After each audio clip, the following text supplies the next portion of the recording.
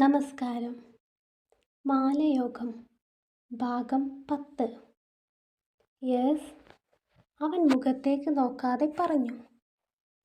Sir, ഇന്നലെ ഞാനിവിടെ type ചെയ്തു വെച്ച പേപ്പേഴ്സ് സാർ ചെക്ക് ചെയ്തിരുന്നോ? ഉണ്ണിമായയുടെ ചോദ്യം മനസ്സിലായിട്ടില്ല എന്നവൻ്റെ മുഖത്ത് നിന്ന് വായിക്കാമായിരുന്നു. Who are you? നെറ്റി ചുളിച്ച് വിഘ്നേഷ് ചോദിച്ചു. തന്നോട് തന്നെയാണോ ചോദിക്കുന്നതെന്ന ശങ്കയിൽ ഉണ്ണിമായ പിന്നിലേക്ക് തിരിഞ്ഞു നോക്കി. തനിക്കെന്താടോ ചെവി കേൾക്കില്ലേ? അവൻ്റെ ചോദ്യം കേട്ടിട്ടും അനങ്ങാതെ കസേരയുടെ ഹെഡ് റെസ്റ്റിൽ ഇറുക്കിപ്പിടിച്ചിരിക്കുന്നവളെ വിഘ്നേഷ് തുറിച്ചു നോക്കി. സാർ, ഞാൻ ഉണ്ണിമായ. വാക്കുകൾ വെളിയിൽ വരാതെ തട്ടി നിന്നു. ഓ, ഉണ്ണിമായ. ജോയിൻ ചെയ്തിരുന്നോ? എന്നാണ് ജോയിൻ ചെയ്തത്? അവൻ നെറ്റി വിരിച്ചു. കഴിഞ്ഞ തിങ്കളാഴ്ച. അവൾ ഒട്ടും അമാന്തിക്കാതെ എന്നാൽ അതിലേറെ ആശ്ചര്യത്തോടെയാണ് പറയുന്നത്. അതിന് കാരണം വിഘ്നേഷിൻ്റെ ഭാവമായിരുന്നു. ഇൻ്റർവ്യൂ ചെയ്തു ജോലിക്കെടുത്ത ആൾ തന്നെ വീണ്ടും കാണുമ്പോൾ ആരാണെന്ന് തിരക്കുന്നതിലുള്ള അസ്വാഭാവികത അവൾക്ക് തെല്ലും മനസ്സിലായില്ല. എന്നിട്ട് എംപ്ലോയീസ് രജിസ്റ്ററിൽ ഉണ്ണിമായുടെ പേര് കണ്ടില്ല. പറയുന്നതിനിടയിൽ തന്നെ അവന് മുമ്പിലിരിക്കുന്ന ബെല്ലിൽ ആഞ്ഞടിച്ചിരുന്നു. Yes sir. ഞൊടിയിടയിൽ ലയ അവിടെ എത്തി. എന്താടോ ഉണ്ണിമായുടെ പേര് ഇതിൽ റെക്കോർഡ് ചെയ്യാതിരുന്നത്? വിഘ്നേഷിൻ്റെ ചോദ്യത്തിൽ അമർഷവും മുൻപത്തേക്കാൾ ഘനഗാംഭീര്യവും ഉണ്ടെന്ന് അവൾക്ക് തോന്നി. സോറി സാർ, മറന്നുപോയതാണ്. ഇപ്പോൾ തന്നെ ചെയ്തേക്കാം.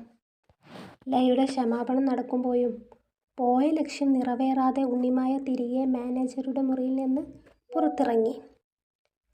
AC-യുടെ കുളിർമയിൽ നിന്ന് പുറത്തിറങ്ങിയപ്പോഴേക്കും അവൾ വിയർത്തുപോയിരുന്നു.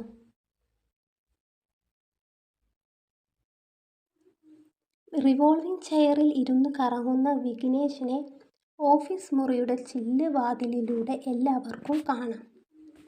ഓഫീസ് മുറിയിൽ നിന്നും ഇറങ്ങിയ ഉണ്ണിമായ ഇടയ്ക്കിടെ വിഘ്നേഷിനെ തിരിഞ്ഞു നോക്കിക്കൊണ്ടേ മുന്നോട്ട് വന്നു. നിമിഷ ഉണ്ണിമായയുടെ പ്രവർത്തികൾ അവളറിയാതെ വീക്ഷിക്കുന്നുണ്ടായിരുന്നു. ഉണ്ണിമായ എത്തി നോക്കുന്ന ക്യാബിനിലേക്കും നിമിഷയും എത്തി നോക്കവേ ഇരുവരുടെയും നെറ്റികൾ തമ്മിൽ കൂട്ടിമുട്ടി. നീ എന്താ പന്തം കണ്ട പിരിച്ചായ പോലെ? നിമിഷ ഉണ്ണിമായയെ തുറിച്ചു നോക്കി. നെറ്റിമുട്ടി വേദനിച്ചതിലുള്ള നീരസം അവളുടെ ചോദ്യത്തിലുണ്ടായിരുന്നു. ആ സാറിന് എന്തെങ്കിലും അസുഖമുണ്ടോ? ഞാൻ ഉദ്ദേശിച്ചത് മാനസികമായി എന്തെങ്കിലും. ചോദിക്കുമ്പോൾ ഉണ്ണിമായുടെ മുഖത്ത് ചാള്യത നിറഞ്ഞിരുന്നു. ആർക്ക്? നമ്മുടെ മാനേജർക്കോ? ഇതുവരെ ഇല്ല. എന്താ കാര്യം? ടൈപ്പ് ചെയ്ത ഫയൽസിലെ പേപ്പേഴ്സ് കറക്ഷന് വേണ്ടി ഇന്നലെ വൈകുന്നേരം ഞാൻ മാനേജറുടെ കയ്യിൽ കൊടുത്തതാ. ഇന്ന് അത് ചോദിക്കാൻ ചെന്നപ്പോൾ ചോദിക്കുക ഹു ആർ യു എന്ന്. ഉണ്ണിമായുടെ വാക്കുകൾ ശ്രവിച്ച് നിമിഷ വിരലുകൾ താടയിൽ വിറപ്പിച്ചു ആലോചനയോടെ ഇരുന്നു. ഉണ്ണിമായെ അപ്പോയിന്റ് ചെയ്തത് ആരാ? ഈ സാറ് തന്നെ. ഉണ്ണിമായ ഒന്ന് വിരൽ ചൂണ്ടി മാറ്റി പിടിച്ച് ഉറപ്പിച്ചു പറഞ്ഞു. അല്ല, വെങ്കിടേഷ് സാറായിരിക്കും. പറയുമ്പോൾ നിമിഷയുടെ മുഖത്ത് പുഞ്ചിരിയൂറി. സാർ ഇരിക്കുന്നത് വിഘ്നേഷ് സാർ. ആ ഇരിക്കുന്നതാണ് വിഘ്നേഷ് സാർ. ഇദ്ദേഹത്തിന് ഒരു ട്വിൻ ബ്രദറുണ്ട്, വെങ്കിടേഷ്. വിഘ്നേഷ് സാർ പുറത്തു പോകുന്ന ദിവസങ്ങളിൽ വെങ്കിടി സാറാണ് ഇവിടെ ഉണ്ടാകുക. ഈ ബാങ്കിൻ്റെ ഒരു ബ്രാഞ്ച് ഉണ്ട് ആലപ്പുഴയിൽ. സാർ അവിടെയാണ്. ഇത് വല്ലാത്തൊരു പൊല്ലാപ്പായല്ലോ. ഉണ്ണിമായ തലക്ക് കൈവച്ച് ചെയറിലിരുന്നു. എന്ത് പൊല്ലാപ്പ്? നിമിഷ കണ്ണ് വീഴ്ച്ചു. ആരാ വന്നേ ആരാ പോയി എന്നൊക്കെ ഇനി എങ്ങനെ അറിയും? ആദ്യം അത് കൺഫ്യൂഷൻ തന്നെ. പിന്നെ നമുക്ക് തിരിച്ചറിയാൻ കഴിയും. ഇപ്പോൾ ആ മുറിയിലിരിക്കുന്നത് വിഘ്നേഷ്. ഉണ്ണിമായ ജോയിൻ ചെയ്ത ദിവസം ഇവിടെ ഉണ്ടായിരുന്നത് വെങ്കിടേഷ്. ഇതുവരെ ഓക്കെ അല്ലേ? നിമിഷയുടെ ചോദ്യത്തിന് ഉണ്ണിമായ അതേന്ന് തലയാട്ടി. കാഴ്ചയിൽ പറയുകയാണെങ്കിൽ വിഘ്നേഷിന് കുറ്റിത്താടിയും കട്ടിപ്പുരികവുമാണ്. വെങ്കിടിക്ക് തിരിച്ചും. പിന്നെ സ്വഭാവം വെങ്കിടി സാർ ഇത്തിരി സൗമ്യനും ലോലമായ സ്വരവുമാണ്. ആ ഇരിക്കുന്ന ആളാണെങ്കിൽ വെട്ടൊന്ന് തുണ്ടം രണ്ട് എന്ന പ്രകൃതമാണ്. സമയവ്യത്യാസം കൊണ്ട് വിഘ്നേഷ് സാറാണ് ഏട്ടൻ. വെങ്കിടേഷ് വിവാഹിതനാണ്, ഒരു കുഞ്ഞുണ്ട്. അപ്പോൾ ഈ ഏട്ടൻ ചോദിക്കുമ്പോഴും ഉണ്ണിമായ ചെറുഭീതിയോടെ വിഘ്നേഷിനെ എത്തി നോക്കുന്നുണ്ട്. പുള്ളി കമ്മിറ്റഡാണ്, ഉടനെ വിവാഹം ഉണ്ടാകും. മോഡലിസ്റ്റായ സമുദ്ര ശിവാംഗിയാണ് വിഘ്നേഷിൻ്റെ പ്രതിശ്രുത വധു. അവിടെ ഇവിടെ എത്താത്ത തുണിയും ധരിച്ച് ഓഫീസിലേക്ക് ചാടിത്തുള്ളി വരുന്നത് കാണാം. ഇതും പറഞ്ഞ് നിമിഷ എഴുന്നേറ്റ് പോകുമ്പോഴും ഒരു കഥ കേട്ടിരിക്കുന്ന പ്രതീതിയോടെ ഉണ്ണിമായ ആ ഇരിപ്പ് തുടർന്നു. നിമിഷയോട് യാത്ര പറഞ്ഞു ബസ്സിൽ കയറി. നിമിഷ അവളോട് കൈവീശി കാണിച്ചു. അവളുടെ നാട്ടിലേക്കുള്ള ബസ്സിന് വേണ്ടി കാത്തിരിക്കാൻ ബസ് സ്റ്റോപ്പിലെ സീറ്റിലിരുന്നു. പ്രസന്നമായ സായാഹ്നമാണ്. ആകാശത്തിലെ ചുവപ്പും അസ്തമയ സൂര്യൻ്റെ മുഖത്തെ ദുഃഖവും നോക്കി ഉണ്ണിമായ വിൻഡോ സീറ്റിൽ തന്നെ നിലയുറപ്പിച്ചു. കുന്നിമണിക്കടവ് ഗ്രാമത്തിലെ ബസ് സ്റ്റോപ്പിൽ ഇറങ്ങുമ്പോഴേക്കും നേരം നന്നേ ഇരുട്ടിയിരുന്നു. ബാഗിൻ്റെ വള്ളി തോളിൽ തൂക്കി അതിൻ്റെ അറ്റം മുറുകെ പിടിച്ച് മുന്നോട്ട് നടക്കുമ്പോൾ ഉണ്ണിമായക്ക് ഒട്ടും ഭയം തോന്നിയില്ല. 2 ആഴ്ച കാലത്തെ ഹോസ്റ്റൽ ജീവിതവും നിമിഷയുടെ കൂടെ ഇടയ്ക്കിടെയുള്ള കൊച്ചി കറക്കവും അവളിലെ ധൈര്യത്തിന് പകിട്ടേകിയിരുന്നു. അവൾ നേരെ പോയത് കവിതയുടെ വീട്ടിലേക്കായിരുന്നു. ബിബിൻ്റെ പാഠപുസ്തകം ഉറക്കെ വായിച്ചു കൊടുത്തു കവിത ഉമ്മറക്കോലായിൽ തന്നെ ഉണ്ട്. അവളുടെ വായന അക്ഷമയോടെ കേട്ട് വിപിൻ അരികിലുണ്ട്. കുഞ്ഞമ്മേ. വേലി കടന്ന് ആരോ വരുന്നുണ്ടെന്ന ശങ്ക തോന്നിയതും ജിതിൻ കവിതയെ നോക്കി വിളിച്ചു. ഇരുട്ടിൽ നിന്നും വെളിച്ചത്തിലേക്ക് വന്ന ആളുടെ മുഖം വ്യക്തമായതും കവിതയുടെ മുഖം പ്രസന്നമായി. നീ ഇത് വരുന്ന വഴിയാണോ? ഉമ്മറപ്പടികൾ ചാടിയിറങ്ങി കവിത അവളുടെ സമീപത്തേക്ക് കുതിച്ചു. ആ, വീട്ടിൽ കയറാതെ നേരെ ഇങ്ങോട്ട് വന്നു. നിന്നെ കാണാനും ഒരു കാര്യം അറിയാനും. ഉണ്ണിമായുടെ മിഴികളിൽ നോട്ടമുറപ്പിച്ച് അവളുടെ ഇരുചുമലിലും പിടിച്ചു കവിത നിന്നു. വിഷ്ണുവിനെ നീ കണ്ടിരുന്നോ? അവൾ ചുറ്റുമൊന്ന് നോക്കി പതിഞ്ഞ സ്വരത്തിൽ ചോദിച്ചു. നീ പോയേ പിന്നെ ഞാൻ വിഷ്ണുവേട്ടനെ കണ്ടിട്ട് പോലുമില്ല. 1-2 തവണ ജോസൂട്ടിയെ കണ്ടെങ്കിലും വിഷ്ണുവേട്ടൻ ബോംബെയിൽ പോയി എന്നാ വീണ്ടും പറഞ്ഞത്. നീ നാളെ ജോസൂട്ടിക്ക് ഈ നമ്പർ കൊടുക്കണം. എന്നിട്ട് തിങ്കളാഴ്ച രാത്രി ഇതിലേക്ക് വിളിക്കാൻ പറയണം. എൻ്റെ റൂമിലെ കുട്ടിയുടെ നമ്പറാ. ഉണ്ണിമായ ബാഗിൽ നിന്ന് നമ്പർ എഴുതിയ കടലാസ് തുണ്ട് കവിതയ്ക്ക് കൊടുത്തു. യാത്രാക്ഷീണവും വെപ്രാളവും കൊണ്ട് ഉണ്ണിമായയുടെ ദേഹവും മുഖവും വിയർത്തൊലിച്ചിരുന്നു. സത്യം പറ ഉണ്ണിമായെ, അന്ന് നീ എറണാകുളം പോകുമ്പോൾ വിഷ്ണുവേട്ടനും കൂടെ ഉണ്ടായിരുന്നില്ലേ? ഉണ്ണിമായയുടെ മുഖത്തേക്ക് സസൂക്ഷ്മം വീക്ഷിച്ചുകൊണ്ട് കവിത തിരക്കി. പൊടുന്നനെയുള്ള ആ ചോദ്യവും നിപ്പവും ഭാവവും കണ്ടപ്പോൾ ഉണ്ണിമായക്ക് ഉള്ളിൽ ഭയം തോന്നിയെങ്കിലും അവൾ സമർത്ഥമായി അതൊളിച്ചു. നീ എന്താ വീണ്ടും വീണ്ടും ഇത് തന്നെ ചോദിച്ചുകൊണ്ടിരിക്കുന്നത്? അന്ന് ഇലഞ്ഞിത്തറയിലേക്ക് വിളിച്ചപ്പോഴേ ഞാൻ പറഞ്ഞതല്ലേ ഇല്ലെന്ന്. ഇതും പറഞ്ഞ് ഉണ്ണിമായ പിന്തിരിഞ്ഞു നടന്നു. അതിന് നീ ചൂടാവുന്നത് എന്തിനാ? വിഷ്ണുവേട്ടനെ ഞാൻ അവസാനമായി കണ്ടത് നീ കയറിയ ബസ്സിൻ്റെ പിറകെ ഓടുന്നതാ. കവിത കാരണങ്ങൾ ഉറക്കെ വിളിച്ചു പറഞ്ഞെങ്കിലും ഉണ്ണിമായ തിരിഞ്ഞു നോക്കിയില്ല. ശരിയാ, ഞാനറിയാത്തൊരു ഉണ്ണിമായ എന്നിൽ നിന്നും പിറവിയെടുക്കുന്നുണ്ട്. ഇന്നേ വരെ കവിതയോട് കടുപ്പിച്ചൊരു വാക്കുപോലും മൊഴിയാത്തവൾക്ക് തൻ്റെ അമർഷത്തെ നിയന്ത്രിക്കാൻ കഴിയുന്നില്ല എന്ന തിരിച്ചറിവിൽ അവൾ എത്തിയിരുന്നു. ഉണ്ണിമായ വേലി കടന്ന് മുറ്റത്തെത്തി പടികൾ കയറിയതും ഭാമിനി പാത്രങ്ങൾ കഴുകി അടുക്കളയിൽ കൊണ്ടുവെക്കുകയായിരുന്നു. പിന്തിരിഞ്ഞു നോക്കിയതും ഉണ്ണിമായെ കണ്ട ആശ്ചര്യത്തോടെ ഓടി വന്നു. ഭാമിനി അവളെ കെട്ടിപ്പിടിച്ചു.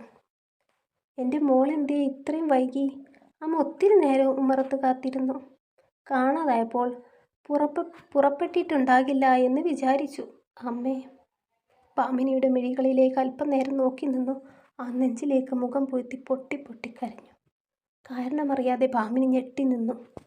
തൻ്റെ നെഞ്ചിൽ തലവെച്ച് ഏങ്ങിക്കരയുന്നവളെ മുടിയിൽ തലോടണോ എന്ന ശങ്കയിൽ അല്പനേരം നിന്നെങ്കിലും ഭാമിനി ഉണ്ണിമായുടെ മുടിയിഴകളിൽ തലോടി അവളുടെ മുഖത്തെ നെഞ്ചിൽ നിന്നും എടുത്തുയർത്തി.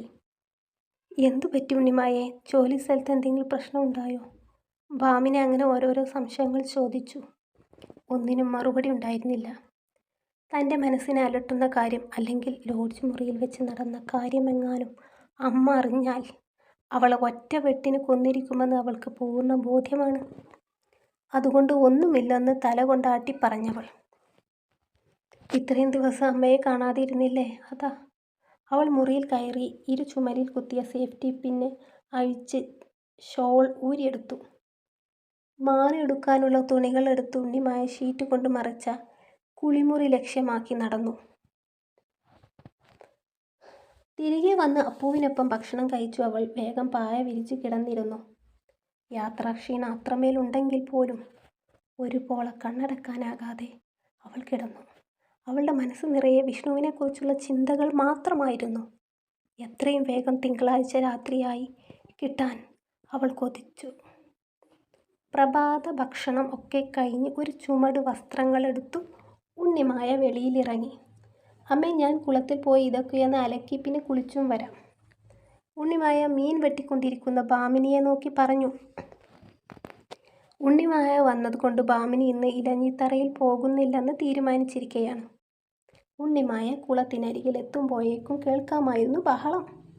ആദ്യമൊക്കെ ആ കളിച്ചിരികൾ കേൾക്കുമ്പോൾ തന്നെ അങ്ങോട്ട് ഓടിയെത്താൻ മനസ്സ് തുടിക്കും. അതോടെ അവൾ വേഗത്തിൽ അലക്ക് തുണികൾ നിറച്ച ബക്കറ്റും തൂക്കി ഓടി ഓടി എത്തുമായിരുന്നു. ഇന്ന് ഓരോ കാലടികൾക്കും മുന്നോട്ടടുക്കാൻ വല്ലാത്തൊരു വിമ്മിഷ്ടം. വിഷ്ണുവിനെക്കുറിച്ച് കവിതയിൽ നിന്നെന്തെങ്കിലും വിവരം ലഭിക്കുമെന്ന പ്രതീക്ഷയാണ് മുന്നോട്ട് നയിക്കുന്നത്. ജോസൂട്ടിയെ ഒരുപാട് തവണ കണ്ടിട്ടുണ്ടെങ്കിലും ഒരിക്കൽ പോലും സംസാരിച്ചിട്ടില്ല. എല്ലാ സംഭാഷണങ്ങളും ഹംസത്തെപ്പോലെ നടത്തി വന്നത് കവിതയാണ്. ആരാ ഈ വരുന്നത്? ബാങ്കിലെ മാഡം അല്ലേ? സീനത്തെ ഉറക്കെ വിളിച്ചു പറയുന്നത് കേട്ട് എല്ലാവരുടെയും നോട്ടം ബക്കറ്റിൽ നിറയെ തുണികളും മറു കൈത്തണ്ടയിൽ മാറി ഉടുക്കാനുള്ള വസ്ത്രങ്ങളും തോർത്തും കയ്യിൽ സോപ്പും പിടിച്ചിരിക്കുന്ന ഉണ്ണിമായിലേക്കായിരുന്നു. അലക്കുന്നതിനിടയിൽ കവിതയും തലയുയർത്തി ഒന്ന് നോക്കി. സത്യം പറയാലോ ഉണ്ണിമായേ, നീ പോയേ പിന്നെ ഇവിടെ വരാനോ മുങ്ങാങ്കുഴിയിട്ട് കളിക്കാനോ ഒന്നും ഒരു രസവുമില്ല. കൂട്ടുകാരികൾ ചുറ്റും നിന്ന് പരിഭവങ്ങൾ പറയുന്നുണ്ടെങ്കിലും ഉണ്ണിമായുടെ ഉള്ളം വിഷ്ണു വിഷ്ണു എന്ന നാമം മാത്രം ഉരുവിട്ടു. നീ തന്ന നമ്പർ ഞാൻ പുലർച്ചെ തന്നെ ജോസൂട്ടിയുടെ കയ്യിൽ കൊടുത്തിട്ടുണ്ട്. കുളത്തിനരികിൽ നിന്ന് തിരികെ പോകുന്നതിനിടെ കവിത പറഞ്ഞു. അത് കേട്ടത് ഉണ്ണിമായ ഒന്ന് ദീർഘമായി നിശ്വസിച്ചു. ഇത്രയും കാലത്തിനിടയിൽ ആദ്യമായിട്ടാണ് വിഷ്ണുവിനെ 2 ആഴ്ചയോളം കാണാതിരിക്കുന്നത്. അതിൻ്റെ ഒരു മനോവിഷമം അതാ എനിക്ക്. തൻ്റെ മുഖത്തെ ചലനങ്ങളിലേക്ക് ശങ്കയോടെ ഉറ്റുനോക്കുന്ന കവിതയുടെ മുഖത്തേക്ക് നോക്കാതെ ഉണ്ണിമായ പറഞ്ഞു വരുത്തി മുൻപോട്ട് നടന്നു. ഉണ്ണിമായ തിരുവാതിരക്ക് വരില്ലേ? അന്തമില്ലാതെ നടന്നു നീങ്ങുന്ന ഉണ്ണിമായയോട് കവിത ഉറക്കെ വിളിച്ചു ചോദിച്ചെങ്കിലും മറുപടിയില്ലായിരുന്നു. തിങ്കളാഴ്ച പകലും രാവും വിഷ്ണുവിൻ്റെ വിളിക്കായി നിമിഷയുടെ സെൽഫോണിൻ്റെ മുൻപിൽ ഉണ്ണിമായ തപസ്സിരുന്നെങ്കിലും നിരാശയായിരുന്നു ഫലം. അതിന് കാരണങ്ങൾ പലതും മനസ്സിൽ മെനഞ്ഞ് സ്വയം സമാധാനിക്കാൻ ശ്രമിച്ചു. കവിതയിൽ നിന്ന് ഇന്നേ വരെ ഒന്നും മറച്ചു വെച്ചിട്ടില്ല. ഇക്കാര്യം അറിഞ്ഞാൽ ഉറപ്പായി അവൾ തന്നെ വെറുക്കും, തീർച്ച. പിറ്റേന്ന് രാവിലെ ബാങ്കിലേക്ക് ഇറങ്ങുമ്പോഴും അവളുടെ ഹൃദയവും ശരീരവും കഠിനവ്യതയാൽ തകർന്നു പോയിരുന്നു. റോഡരികിലൂടെ നടന്നു അറിയാതെ നടത്തം റോഡിലെത്തിയതൊന്നും ഉണ്ണിമായ അറിഞ്ഞേയില്ല. പിറകിൽ വന്നൊരു ബ്ലാക്ക് ബെൻസ് ദേഹത്ത് തട്ടി ഉണ്ണിമായ റോഡരികിലേക്ക് മറിഞ്ഞു വീണു. കാർ നിർത്തി ഡ്രൈവർ ഇറങ്ങി. കൂളിംഗ് ഗ്ലാസ് ഊരി മുന്നോട്ട് വരണോ വേണ്ടയോ എന്ന ശങ്കയിൽ വീണ് കിടക്കുന്നവളെ ഒന്ന് എത്തി നോക്കി.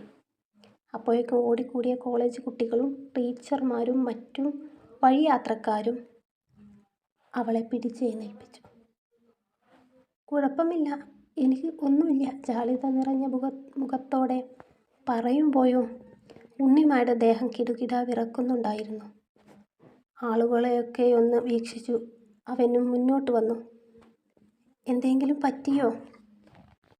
ഒതുക്കി വെച്ച കട്ടിമുടിയും കുറ്റിത്താടി ഒതുങ്ങിയ നീളൻ മീശയുമുള്ള സുമുഖനായ ചെറുപ്പക്കാരൻ്റെ സ്വരം കേൾക്കെ കുത്തി വീണപ്പോൾ മുറിഞ്ഞ കൈ സാരിത്തലപ്പ് കൊണ്ട് മുറുകെ പിടിച്ചു ഉണ്ണിമായ തിരികെ നോക്കി. പരസ്പരം നോക്കിയതും ഇരുവരും ഒന്ന് ഞെട്ടിപ്പോയിരുന്നു. അത് അവരുടെ മുഖത്ത് നന്നായി പ്രകടമായിരുന്നു. എന്താ സാറേ ഇത്? റോഡിനേക്കാൾ വലിയ കാറ് കയ്യിലുണ്ടെന്ന് കരുതി ആർക്കും ഇതിലൂടെയൊന്നും വഴി നടക്കണ്ടേ? അതിന് ആ കൊച്ചു റോഡിൻ്റെ ഒത്ത നടുക്കിലൂടെയാണ് നടന്നിരുന്നത്. എന്നാൽ പിന്നെ ആ സാറിനൊന്ന് ഹോൺ അടിച്ചൂടെ? ചുറ്റും കൂടി നിന്നവരും ദൃക്സാക്ഷികളും അന്യോന്യം വാഗ്വാദങ്ങൾ നിരത്തി തർക്കിച്ചു. ഒരു എത്തും പിടിയില്ലാതെ ഉണ്ണിമായ അവനെ നോക്കി നിന്നു. ഇനി അടുത്ത ഭാഗവുമായി അടുത്ത ദിവസം വരാം. വായിക്കുന്നവർക്കും കേൾക്കുന്നവർക്കും ഒത്തിരി നന്ദിയുണ്ട്. നമസ്കാരം.